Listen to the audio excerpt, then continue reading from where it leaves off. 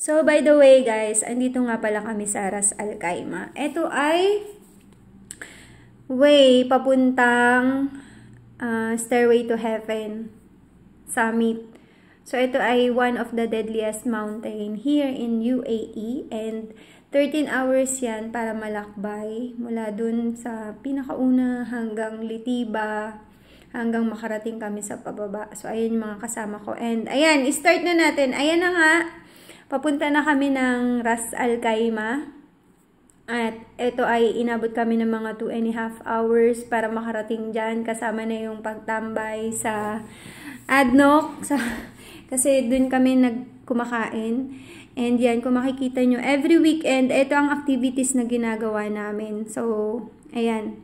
At maglalakbay na nga kami. Ito, nag-full pa kami ng mga 1.5 hour para dyan sa campsite area. And nagkatuwaan kami sa sigaw dyan. Kuya, yung order mo! Kalabat! Kalabat, andito na! Sama yung bahay mo dito!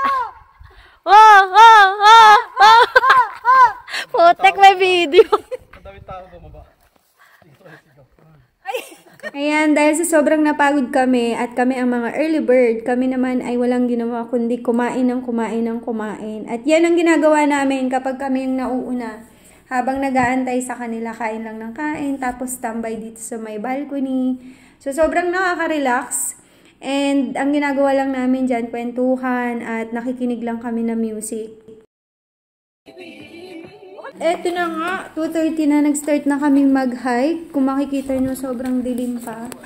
And kailangan naming maaga umalis kasi kailangan naming habulin ng oras. Kasi dun sa summit ng Stairway to Heaven, may mga nagpapatrol dun. So, kailangan sana walang patrol para makarating kami sa summit, hindi kami mag-backtrail dyan. Anong video yun? Yung magandang story yan. Video ata yun eh! So, dito na sa part na to, medyo mahirap dito kasi sobrang assault dyan. Tapos, as in, nakakapagod na. And, ayan. Pero masaya kasi ano yan.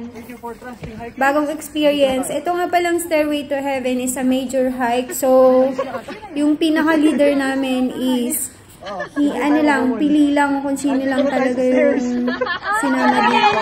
And ayan, naparang nga kami dito. Thank you for trusting. Kanina eh, nagdadasal na eh. Grabe si Del. Nakahawak sa pader eh. Si Tere, may papulbog sa Kala ko ba? Kala ko kayo? Oo, may ano dito. May trust kayo sa hiking, ha? Basic pa rin naman. Sa prank. May tiwala kayo. Thank you. Wala akong tiwala sa sarili ko eh. Okay, guys. Welcome. Dito mo na makagamit yung ano mo, babuhangin mo sa kamay. Sabi ko, ang ganda ang kapit nung ano. Mami Eb, ilaw mo Mami Eb. Wala kang ilaw? Ayan, ilawan. May shortcut pala eh.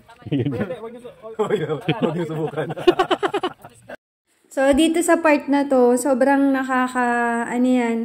delikado. So, ayan, kung makikita nyo yung kasama ko, parang kiss the wall na talaga yung ginagawa dyan. So, dito sa part na to ay sobrang crucial. Bawal magkamali kasi bangin na yung nasa gilid nito. Kaya, super ingat kami. Medyo nakakatakot lang dyan. Sa part ko natakot ako, medyo natakot ako kasi yung bag ko, meron niyang laman ng siguro mga nasa 4 liters na tubig kasi malakas ako magtubig pag nag-hike ng mahaba. And, ayun.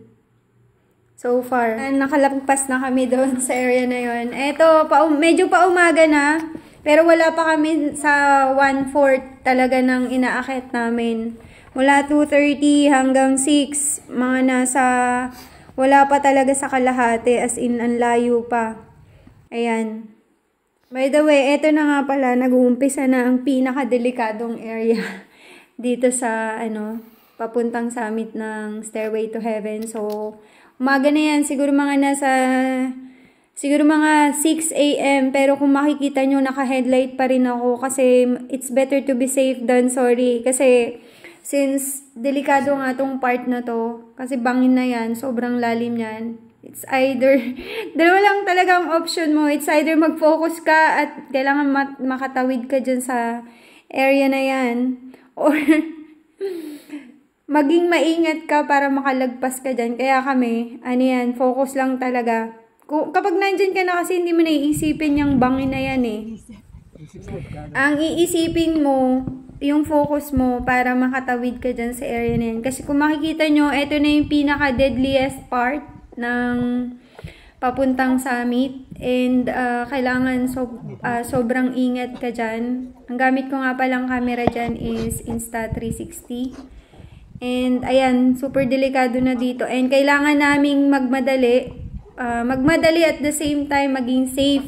Kasi kailangan naming habulin yung oras na makarating kami ng mas maaga dun sa summit. Kasi iniiwasan nga yung may magpapatrol. Kasi kapag hindi kami kapag naabutan kami ng patrol ng border ng Oman, is kailangan namin mag-backtrail dyan. At dito nga sa na yan, sa summit, is kailangan mabilis kayo makarating. Kasi kapag nahuli kayo ng patrol, madidetain kayo ng 10 days sa Oman. So, yun ang iniiwasan. And, ayan, kung makikita nyo, nasa gilid namin, sobrang delikado na yung part na to.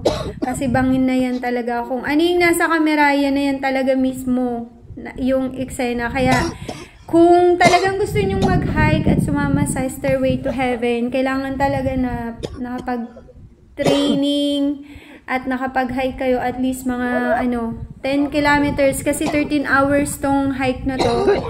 So, kasama na yan dyan papuntang Litiba and pabalik hanggang dun sa campingan namin. And ayan, very crucial tong area na to kasi isang pagkakamali mo lang dyan, it's either mamatay ka.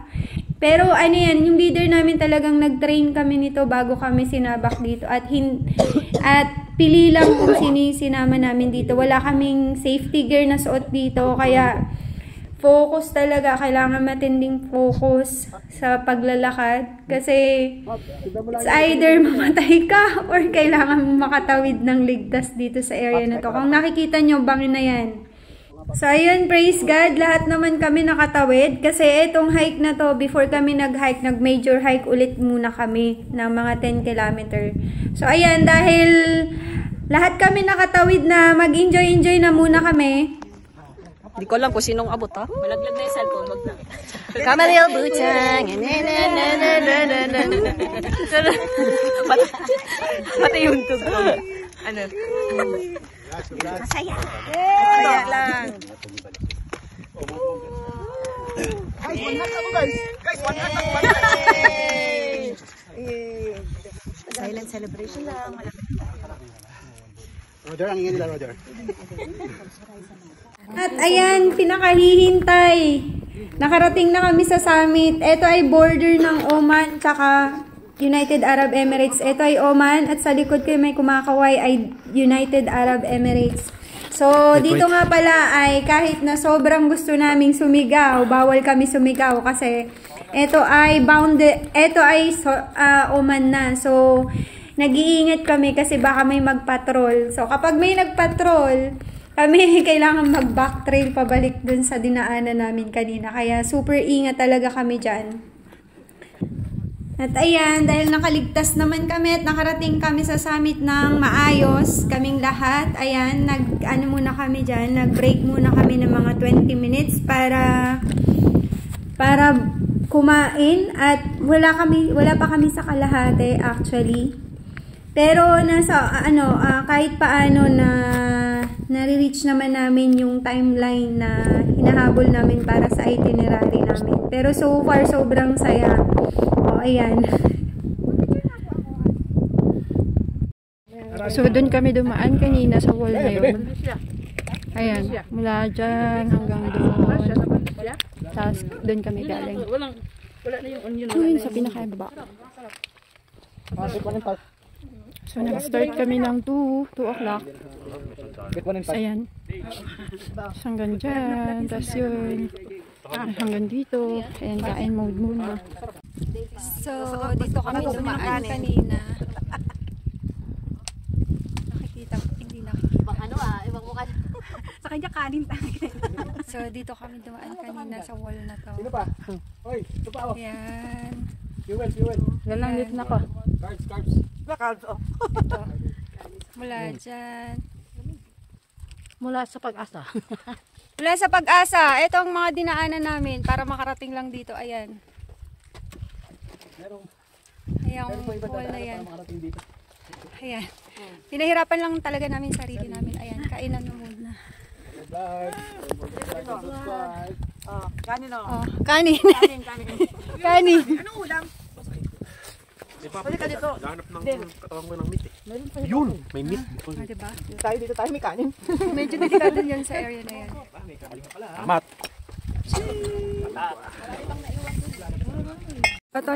So, ayan, kung makikita nyo yan yung pinaka-view ng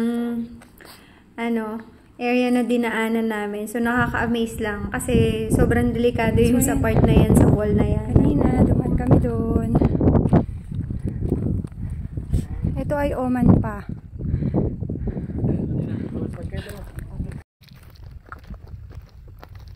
So, doon kami galing.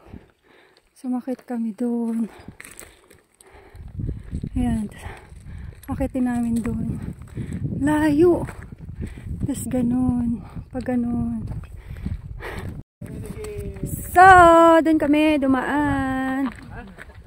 Tapos papunta doon. Tapos doon. Tapos pababa na ulit kami. Doon.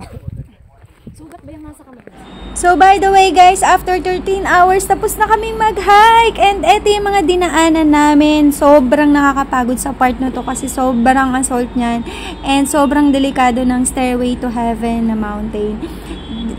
One of the deadliest mountain to sa United Arab Emirates. So, if you are planning na mag-join sa Stairway to Heaven, make sure na nakapag fully train ka talaga. Otherwise, possible na one wrong move, pwede kang mamatay. Kaya, ingat palagi and training lang. Kayang-kaya nyo yan. Ma-achieve nyo yan.